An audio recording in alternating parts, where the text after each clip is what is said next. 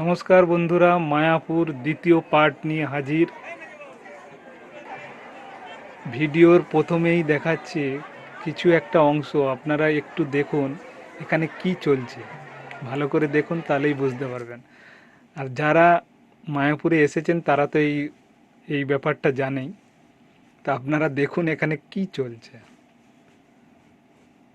এখানে অ্যাকচুয়ালি চলছে, আমরা কুপন কেটেছিলাম ভোগের জন্যে 40 টাকা দিয়ে। তার এটা লাইন, খেতে যাওয়ার লাইন, যাতে হুড়োহুড়ি না করে সেই জন্যে এনারা একটা বুদ্ধি করেছে। 7 পাক একই জায়গায় পাক খেতে হবে, পাক খেতে খেতে খেতে খেতে ভোগের জায়গায় অবশেষে পৌঁছাতে হবে। সেই জন্যে এই ব্যাপারটা করেছে, আর কিছু না, টাইম পাস করার জন্য।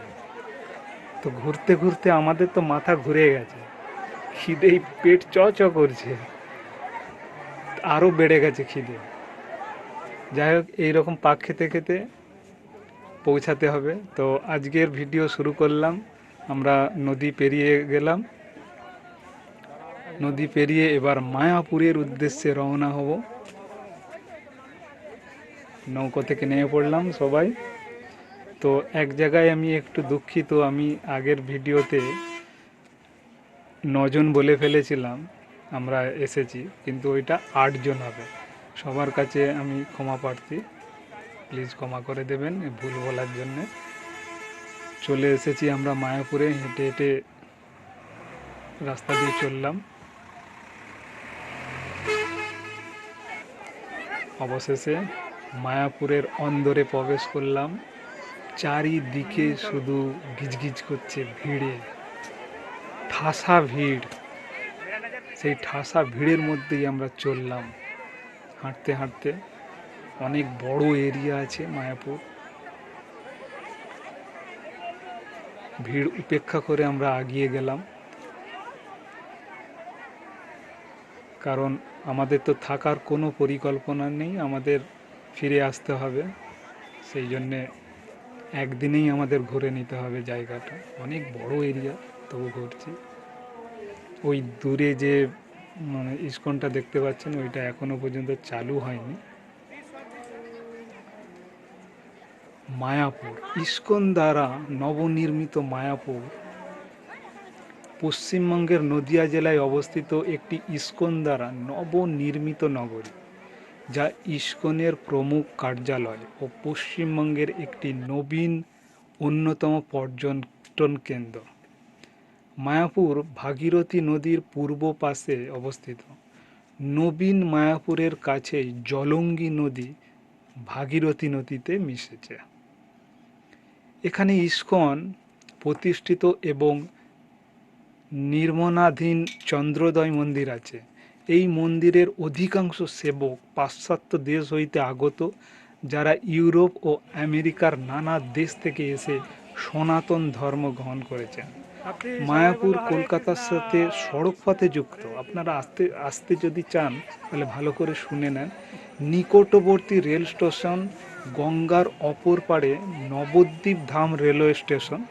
এছাড়া কলকাতার শিয়ালদহ স্টেশনে থেকে ট্রেনে কৃষ্ণনগরে নেমে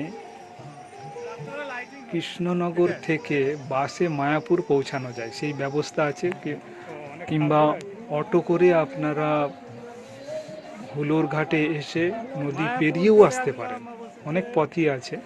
মায়াপুরের প্রধান উৎসবগুলি হলো, খুব জাঁকজমকভাবে এখানে উৎসব হয় মায়াপুরে: চন্দন যাত্রা, স্নান যাত্রা, রথযাত্রা, ঝুলন যাত্রা, জন্মাষ্টমী, রাধাষ্টমী, রাসযাত্রা, শ্রীলীল প্রভুপাদের ব্যাস পূজা, দোলযাত্রা প্রভৃতি অনেক কিছুই এখানে অনুষ্ঠান হয়, খুব জাঁকজমকভাবেই হয়।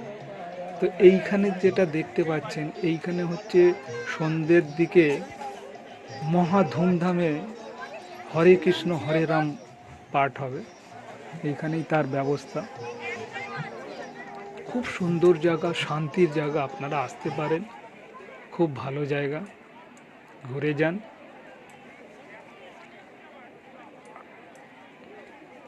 অপরূপ দৃশ্য মায়াপুরের।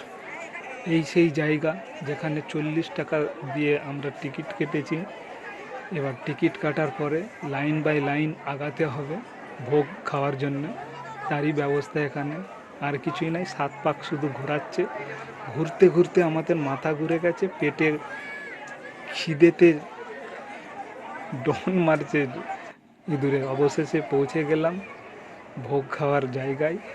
সবাই আস্তে আস্তে বসে পড়ছে নিজেদের আসনে, একটু পরেই ভোগ দিয়ে যাবে। সবাই বসে পড়লাম। খুব সিস্টেমটা এখানে ভালো, এখানে লাখো লাখো লোক খাওয়া দাওয়া করে, তাই জন্য এখানের সিস্টেম অন্য একটু রকম করতেই হয়েছে। দেখেছেন কিভাবে খাবার দিচ্ছে? খাবার দেওয়ার এখানের সিস্টেমটাই আলাদা সম্পূর্ণ। এই যে আমরা এখানে বসে আছি, এর পাশেও এত বড়ই জায়গা আছে, বিরাট বড় জায়গা। খিচুড়ি পড়ে গেল পাতে, খুব সুন্দর সিস্টেমে দিচ্ছে। যারা এখানে এসেছেন তারা তো জানেন।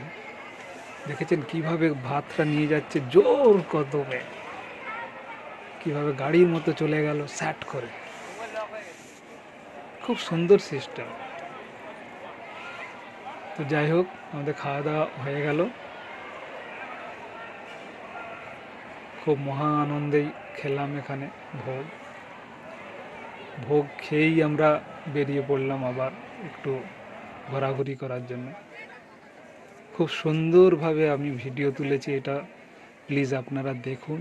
খুব অপরূপ দৃশ্য মায়াপুরের। এই যে এটা হচ্ছে ইস্কন মন্দির। এই ইস্কন মন্দিরের ভেতরে ক্যামেরা বা মোবাইল নিয়ে যাওয়া নিষেধ আছে, তাই গিয়েছিলাম। অপরূপ সব দৃশ্য ভেতরে দেখলাম। কি সুন্দর নিপুণ গড়ন মূর্তি, অনেক মূর্তি এখানে আছে, প্রভুপাদের মূর্তি আছে, অনেকের মূর্তি আছে। কি নিখুঁত গড়ন, কারুকার্য, দেখলে আপনারা অবাক হয়ে যাবেন। আমি তো হয়েছি। ওই দূরে যে ইস্কনটা তৈরি হচ্ছে, এটা তো পৃথিবী বিখ্যাত উচ্চতার জন্য। যাই হোক বন্ধুরা, এতক্ষণ এই ভিডিও দেখার জন্য আপনাদের অসংখ্য ধন্যবাদ। এবার নাম সংকীর্তন হবেন, প্লিজ আপনারা একটু শুনবেন। আপনাদের জন্য এটা রেখে গেলাম। এইটা না শোনা মানে আত্মা তৃপ্তি পাবে না। এত সুন্দর এখানে হরিনাম হয়, খুব সুন্দর। তো আপনারা শুনতে থাকেন। অসংখ্য ধন্যবাদ আপনাদের। শুনুন আজকের হরিনাম।